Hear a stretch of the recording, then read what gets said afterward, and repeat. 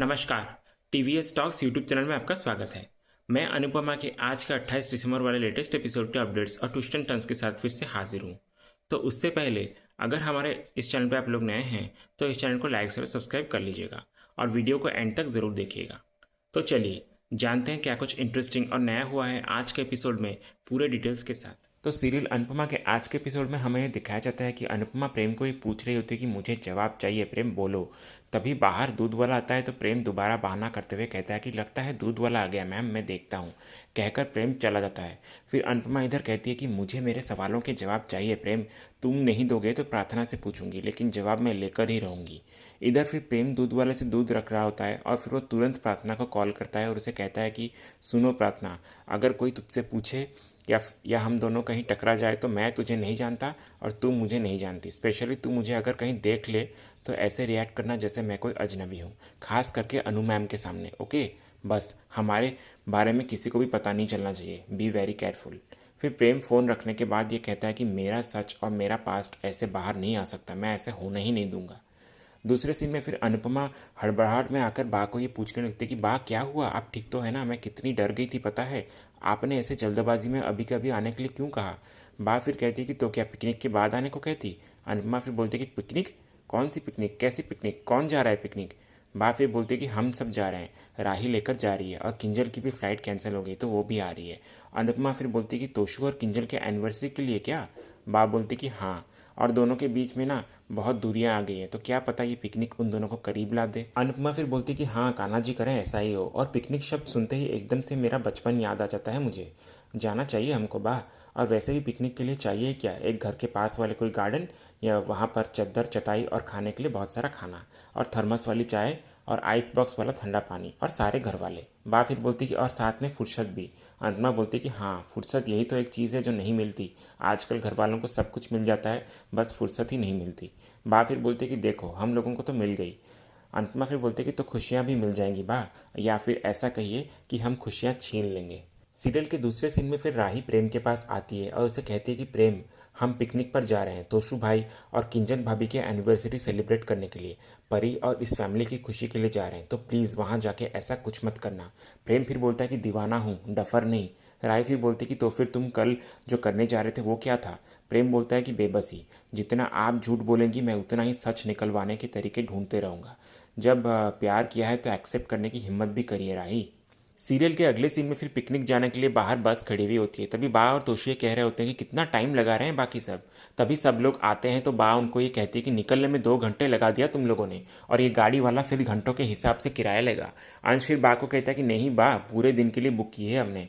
बा फिर कहती है कि तो क्या हुआ, और अगर जल्दी जाते तो वहाँ ज़्यादा समय बिता सकते हैं ना, पर 4 घंटा लगा दिया तुम लोगों ने सजने संवरने में। ईशानी फिर कहती है कि तो क्या धूप में जाके बैठ जाए क्या बा।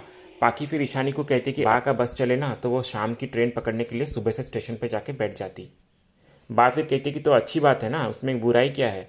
फिर माही तभी मन में ये कहती है कि मैं तो बस में प्रेम के साथ ही बैठूंगी।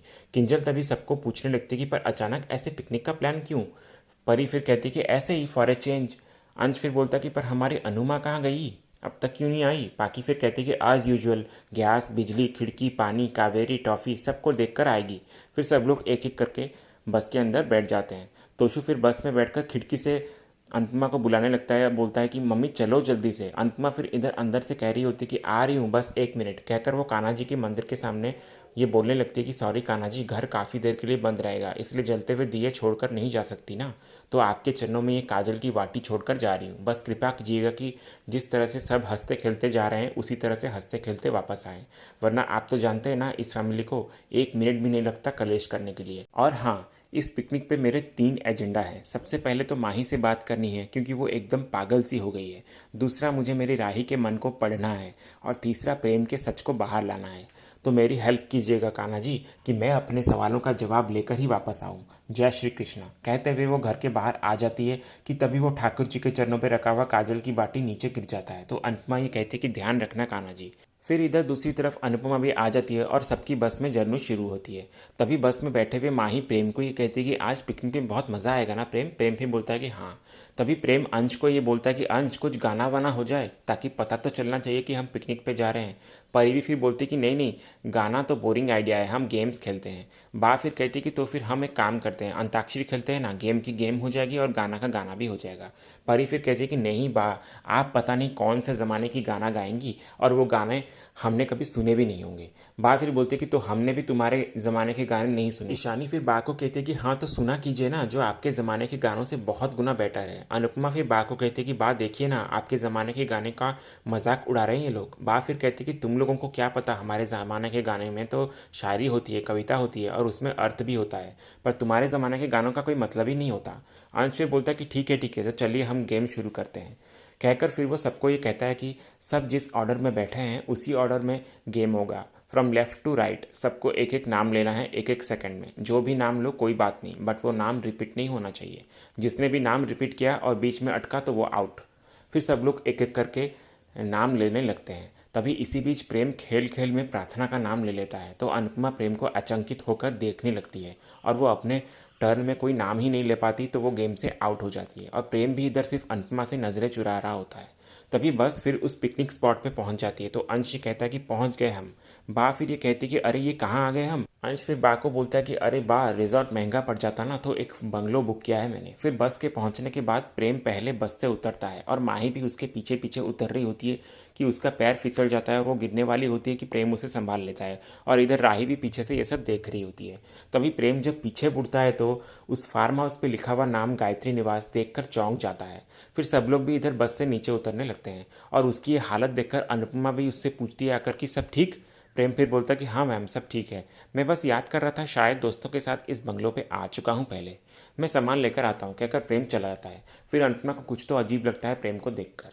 तभी सारे लोग बंगलों के अंदर आ जाते हैं। फिर परी उस घर में लगे एक पेंटिंग को देखते हुए प्रेम को कहती है कि अरे प्रेम, इन पेंटिंग्स में तो तुम्हारा नाम लिखा हुआ है, कहीं ये पेंटिंग्स तुम्हारी तो नहीं है। प्रेम फिर कोई जवाब ही नहीं देता, बस डरा हुआ रहता है। फिर तभी अंश सबको ये कहने लगता है कि बाय द वे, मेरा दोस्त बता रहा था कि जो इस प्लेस का ओनर है ना, वो बहुत बड़ा बिजनेसमैन है और उसके इसके अलावा भी बहुत सारे बिजनेसेस हैं। तोशु फिर कहता है कि अच्छा क्या नाम है उसका। अंश फिर बोलता है कि नाम तो नहीं पता, एक्चुअली मेरे दोस्त ने ही मैनेजर से डील करी है, लेकिन हाँ यहाँ पर कुक भी है, तो आप लोगों को जो भी खाना है वो आप कुक को कह सकते हो। इसलिए आज के लिए हमारी सारी लेडीज़ के लिए और प्रेम के लिए छुट्टी। बात अभी बोलती कि पर अगर खाना बनाने वाला यहाँ पर है तो ये बावर्ची प्रेम को यहाँ क्यों लेकर आए तुम लोग। अनुपमा फिर बोलती कि बा, प्रेम भी हमारे फैमिली का हिस्सा है और हमारा अपना है, क्या बोलती हैं आप बा। तभी उसी वक्त उस बंगलों का कुक वहाँ आता है और सबको कहता है कि जय श्री कृष्ण, गायत्री निवास में आपका स्वागत है। फिर उसकी नज़र जब प्रेम पे पड़ती है तो प्रेम अचानक उसे देखकर दूसरी तरफ मुंह कर लेता है। तभी तभी तोशु उस कुक से पूछता है कि ये बंगलो किसका है। वो कुक कहता है कि ये कोठारी साहब का बंगलो है।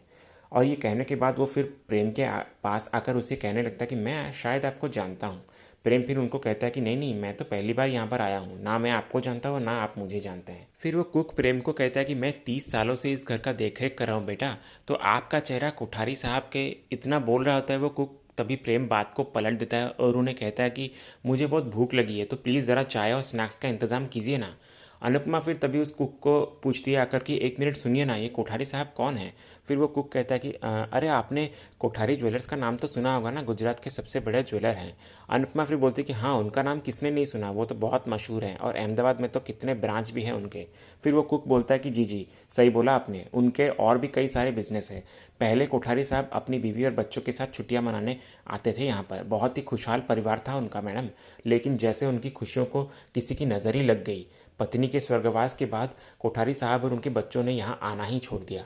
तो अब इस बंगलों को रेंट पे चढ़ा दिया है उन्होंने, लेकिन उनके बच्चों को कई सालों से नहीं देखा हमने। उसी वक्त फिर प्रेम आकर दोबारा उस कुक को ये कहता है कि आप यहाँ फिर से बातों में लग गए, मैंने आपसे बोला था ना कि हमें बहुत भूख लगी है, तो प्लीज़ जल्दी से अरेंजमेंट कीजिए ना। फिर कुक बोलता है कि ठीक है, कहकर चला जाता है और प्रेम भी अनुपमा को बोलता है कि मैम मैं सामान रखवा देता हूँ। कहकर वो जब सामान रखवा रहा होता है तो बोलता है कि अंश को भी यही जगह मिली थी क्या। और इधर तभी अनुपमा प्रेम की इस ऐसी हरकतें देखकर सोच में पड़ जाती है।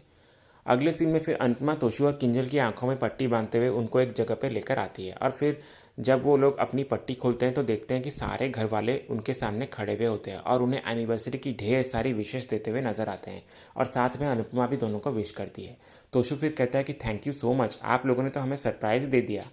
परी फिर तभी कहती है कि हमने नहीं पापा, बल्कि राही ने, क्योंकि ये सब उसी का आइडिया जो था। फिर परी आकर तोशु और किंजल के गले लगकर उन्हें कहती है कि मैं सिर्फ आप दोनों को साथ नहीं बल्कि खुश भी देखना चाहती हूँ। तोशु और किंजल फिर अनुपमा का आशीर्वाद लेते हैं और फिर अनुपमा उनको तिलक लगाती है और उनकी आरती भी करती है और फिर बोलती है कि अब चलो एक दूसरे को माला पहनाओ।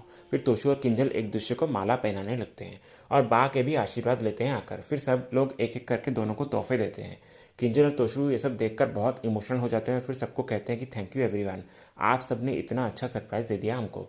फिर अनुपमा दोनों को गले लगा लेती है और फिर बोलती है कि पति पत्नी का रिश्ता ये एक ऐसा रिश्ता है जो कभी भी एक जैसा नहीं रहता, बदलता रहता है। पहले पति पत्नी, फिर माता पिता, फिर सास ससुर, दादा दादी और फिर नाना नानी, और फिर ऐसा ही चलता रहता है।